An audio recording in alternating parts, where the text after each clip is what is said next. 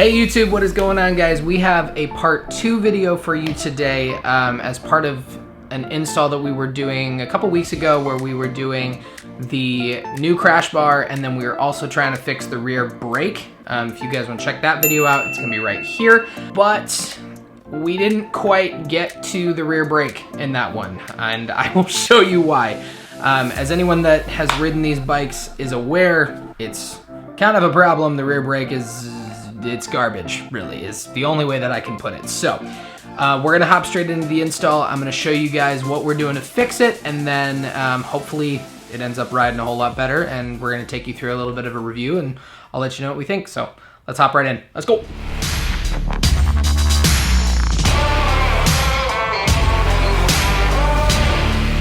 Alrighty guys, so this is what we're going to be working with today. This is the new brake arm from Greene Brothers Designs, just in case you didn't get to see it in the last video. Also, we've already gone ahead and taken off our brake side arm assembly here. If you need a little bit more of a how-to on how to get that thing off, I have a couple other videos on my channel. I can link them right here, and if not, there's plenty of other videos on YouTube that you guys can see. So in the last video, the big reason why we couldn't get this done was this lovely bit right here. I hope you guys can see that. That bolt is absolutely just stripped to shit. So that was kind of what led to, unfortunately, me not being able to put this thing on in the last video that you guys saw. So we have this. This is a Harbor Freight kind of stripped screw removal kit. So I'm gonna try to get that off now, and then hopefully the brake arm will go on really easily and I'll be able to actually give you guys my thoughts. So here we go, we're gonna try it out. A few moments later. All right guys, holy, finally got it out of there. This is what's left of it, because unfortunately the strip screw set didn't really work, so I had to just grind it off. You can see what's left of the stock brake arm. I did a pretty bad job of it, but that was mostly because I knew that I wasn't going to have to deal with that brake arm anymore. So now we're gonna put the new one on. We got some new hardware also, thankfully, to put on, so we don't have to deal with that. And yeah, here we go. Here's the rest. So Greene Brothers makes this install really simple. The biggest thing that I would say is after you match kind of the eye-to-eye length of your stock brake arm, just thread everything in really loosely. Don't tighten it down, because you're gonna want to adjust the length of it to make it either longer or shorter, depending on how high you want your pedal to sit up. For me personally, I wanted it to sit up a little bit higher to make sure that I could have a little bit more functionality out of it. But as you can see, I made sure everything was really loose before I went ahead and tightened everything down. And then once it's back on the bike and assembled like this, you can see I'm just kind of playing with it and adjusting it to exactly where I think it's gonna wanna go. And then after that, I'm gonna loosely kind of put everything together, make sure that it's in the right spot, and then I'm gonna go ahead and tighten everything down once I know it's in the right place. All right, guys, so here it is, all buttoned up and looking good. I don't know if you guys can tell, but it's definitely sitting up a lot higher than it was stock. So now comes the big question, does it actually work? So we're gonna go ahead and go hop on the bike here, go for a little rip, and yeah, we're gonna find out if I actually have a rear brake. Let's go.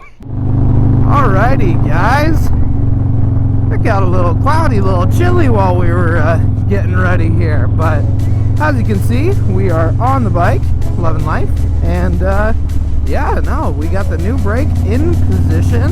Well, I shouldn't say new brake, just new brake arm, and oh my goodness, it is a night and day change.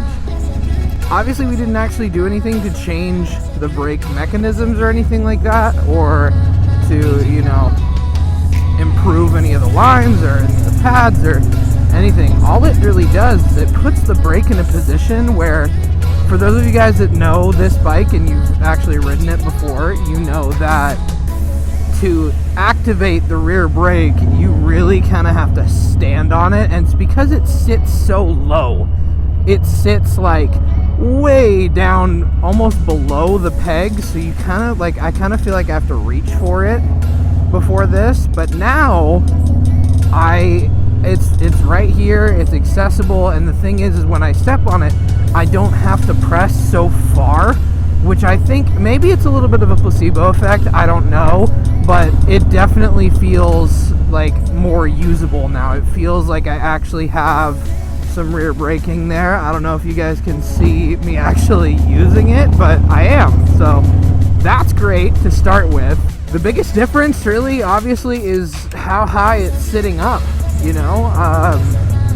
I am actually finding right now that I almost might move it back down even a little tiny bit, because I think before, you know, I used to actually ride with my foot kind of like not hovering over the brake, but like I said, it sat down low so far. I don't know if you guys can see here. I'll look down and show you. Like I would almost sit like, you know, like this with my foot actually there, and now like I actually have to, you know, sit with it in a position where I'm not gonna have it just kind of on top of the rear brake, because I don't actually want to just be wearing it. But at the same time, I can move my foot back a little bit and I can still have it there ready to actually activate, you know, just with my foot like you're supposed to be able to. So overall, really happy with it. Like I said though, I just might have to go back and adjust it just a little bit. Not a lot, just, you know, just enough to make sure that I'm still going to be comfortable. Or I don't know, maybe I'll just kind of get used to this new riding position. But anyway guys, we're just going to keep it short for you guys today. I think this is a great solution if you're looking to improve your Lowrider S's rear brake. I'm not sure if it carries over this same problem to all the other M8 Softails. I just know that this one has been literally, to this point, has been non-existent. So let me know down in the comments, what did you guys think? Do you think this is a good solution, or do you have to go all the way to like retrofitting a new, you know, master cylinder for the rear or something like that? Because personally, I think this is enough. I think once I upgrade, you know, maybe the brakes and the pads, I'll feel like it's a whole lot stickier. But as far as actually feeling like I have a usable brake now, I feel like this is a good option. So, but anyway guys, just let me know what you guys think. If you're a fan of this option, and do you think it's worth the money, all that good stuff. The bigger thing guys, if you could please drop a like on this video, and please hit that subscribe button, hit the notification bell. It really helps me out. I had to take some time off for YouTube for some personal reasons, unfortunately, for a little bit, and the algorithm has been pretty brutal to me ever since. So if you guys wouldn't mind giving your support to the channel, I'd really appreciate it. I really want to make some more, you know, really cool videos for you guys and build this community to a point that you know, I can make it worth it to do some of the bigger ideas that I have. So if you guys could help me out, it only takes a minute of your time. It doesn't cost you anything, and I would really appreciate it. So anyway guys, like I said, I'm gonna hop off. We're gonna keep it short today. I hope you enjoyed the video. I hope you enjoyed the install. Stay tuned for more, and I will see you in the next one. Later.